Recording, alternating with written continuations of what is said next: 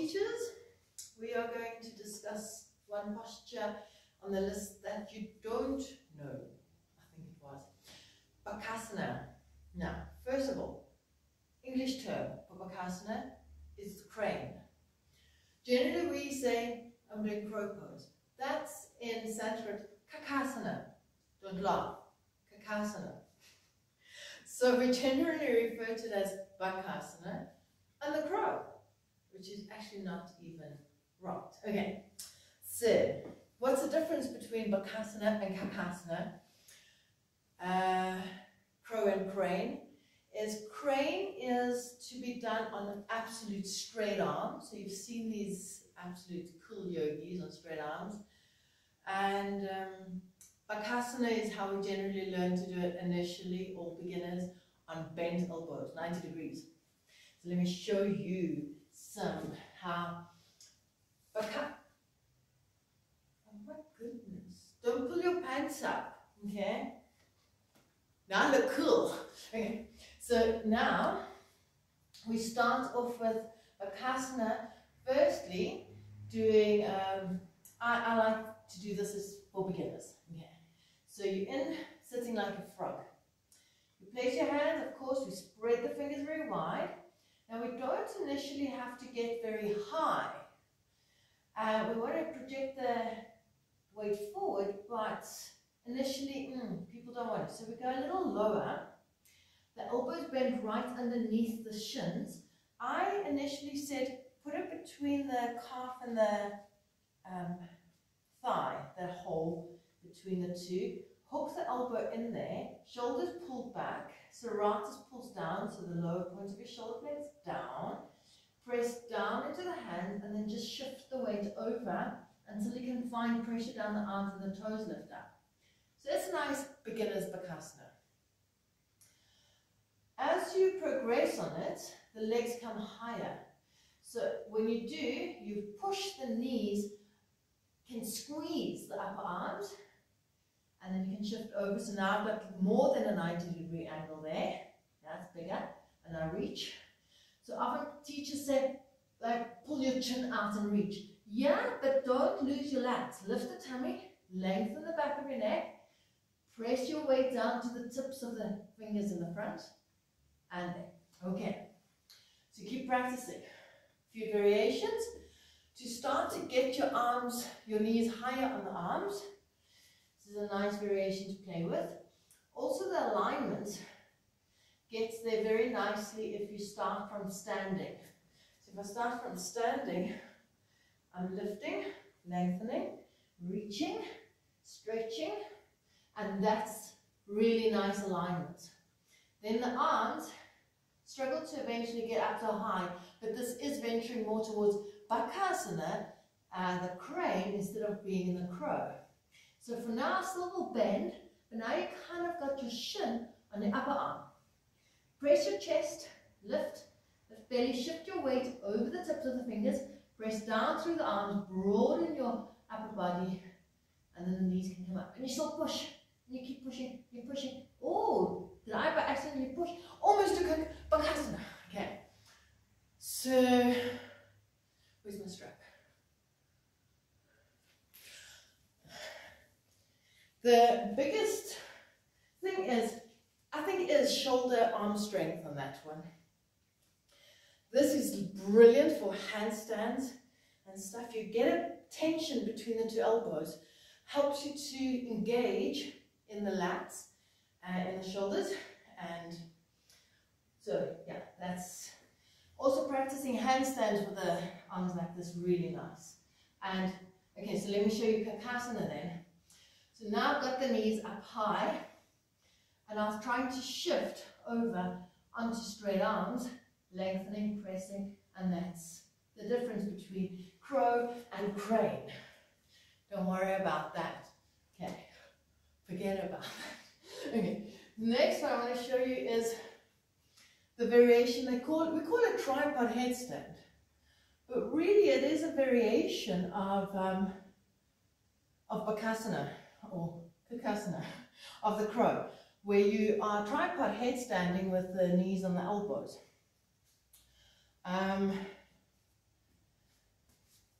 So it's a half a headstand, or it's, okay, this is half a headstand. And this headstand is called Mukta Hasta Sirsasana, free hand headstand. So my hands are free, Mukta Hasta. But we also just refer to it as tripod. So the tripod, but a variation of going into Bakasana instead. So put elbow, elbow, big toes together, lift tummy, broaden upper back. And you actually do all those corrections before you go into it, okay? Because you could see that shift on my neck, which, you know, if you get the strength in the chest first, then you go down, then safe and sound. How do you teach that to beginners? Spread your fingers, place them down. The most difficult part of this is getting them to put their hands next to their knees. Just, yeah. Okay, they always do that. And so you can do that, but that means my head has to go further, I have to project further, so there's an equilateral triangle on the floor. So I imagine to get my head down there. So one thing, if you put your hands there, it is easier because you've got more space to come down.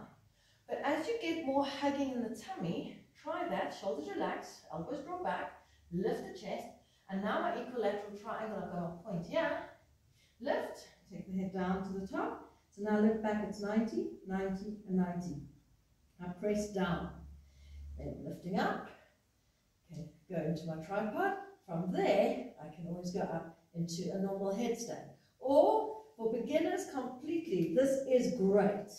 Just there, holding, that's already enough. The biggest complaint, okay, so you saw, if my hands were there, more difficult to kind of lift, but there I have to go further because people then put their heads down there, and you've got, oh, this is really a silly arm to press on. You want a 90-degree angle to press down on. The biggest complaint is, oh, my head is sensitive. I'm going like, well, even if I sometimes, if you take your fingers and just massage your head, that could simply could be quite sensitive. So yes, the top of the head is sensitive. I haven't really come to a full conclusion and resolve on that, but I have found, which I always thought, no. Everybody would grab blankets and cushions and want to prop, but when you do prop with straight stuff. Don't prop with, like, this is not even the best, like a really nice block cushion. Don't prop with soft cushions, like they will just change shape underneath you. Okay. So if you prop like a pile of blankets, a nice would be cool. So, but now watch the alignment, and I can't figure out, because it's actually easier to get your legs out because you're on a raised surface. I think that the ratio changes, so check if you can see it. So place my hands next to the knees. If you take it there, then I'll just have to lift the tummy, go a little bit further, and it feels scary because you have to kind of fall on your head. So I lift, pressing the hands already, and support there. Okay. Then lift the knees. I don't have to straighten. Sometimes people struggle to straighten. I tell them to look back at their knees and the elbows, and you see where the elbow is. If it's flying out, you can't meet the two. In, start to come closer, press, broaden the back, and then when I'm ready, can lift, and then you hug. Yeah. Okay. So that's nice variation. Once you got that, you start lifting one leg, other leg, and start going into headstand. Okay, so just while we're on the Sanskrit names, Padahasta, bound hand headstand. Sirsha is a head, Sirsasana. Bound, yeah, whatever. Padahasta, yeah, bound hands. Bound hands. Okay, so there we go, bound hand. And okay, let's talk a little bit about the anatomy for headstand, and you can practice. Also, this weight on the head could also be a thing of not engaging through the chest. So the engagement through the chest would be like there's a push.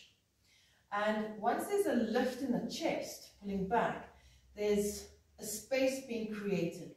And initially we all like just dunk the weight all through the head. But really what you're doing is elongating the muscles up You know, you imagine those circus people.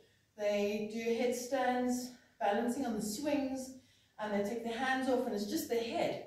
So if it was really just all their weight dropping down through the top of the head, no, it's every single muscle is kind of like pulling and reaching up into the sky. And not tight, but like hugging and pulling that energy up. You're just reversing, pulling away from gravity, as well as letting, so also positioning of the head. This used to be common if you look at the old books from the 60s. They used to all balance on the forehead there, and now we don't do that anymore. Okay, so you want to find the fontanelle, where the baby is soft, and there, fontanelle, so that's directly where I'm going to be, yeah, hey, it's actually like 4 fingers away from my hairline, so but that might differ from person to person, okay, but the fontanelle.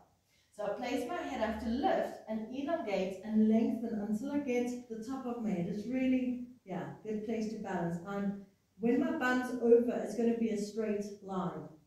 Okay. And then I'm going to activate the muscles. So in the beginning, don't force, don't stress. You'll feel when you start to lift, and that's why this is the best way to do your headstand. The elbows are shoulder distance. So if I just do that, you can see my chest is falling through. I want to get the elbows under the shoulders. Often people teach this is how to measure. I don't do that. I just stretch. Stretch your arms so you're already in the position. You bend the elbows. You just make sure you don't bend them out. They're strong. They're down. They're down under your shoulders and the hands are down. Some variations of your other hands, like clasping. People ask, is that okay? I think anything's okay if it works for you. Generally, I interlock this little fingers at the bottom. If that's in your way, like rings don't really work, so you can put this finger underneath. So instead of having it there, it rolls underneath.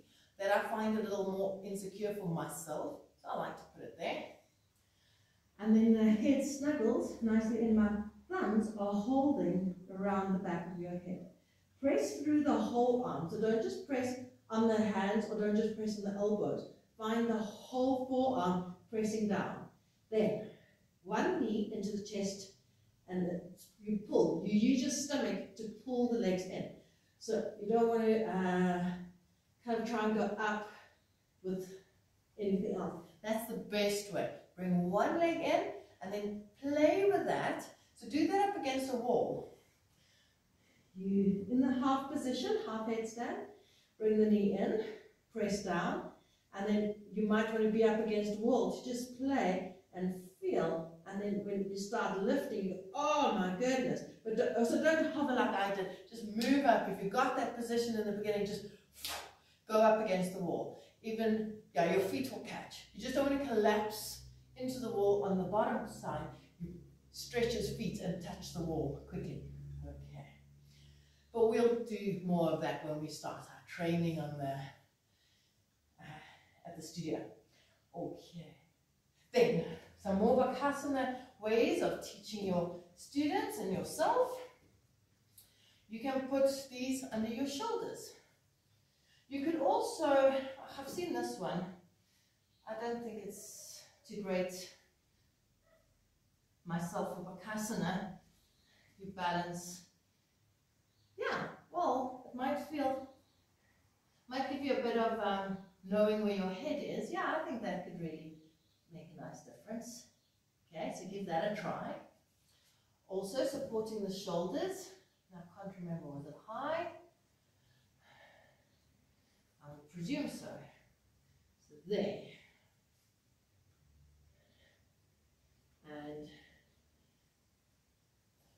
And then that gives you the feeling of what, and there's weight in the hand, so that's nice, playful stuff. Okay, so I showed you how the blocks, with the strap, headstand to the cushion, and now you know Bakasana, Kakasana, crow, crane and crow, Mukta Hasta Sirsasana, freehand headstand or tripod headstand, and then Baddha Hasta Sirsasana, bound hand headstand. Good. Enjoy your Sanskrit terminology. Namaste.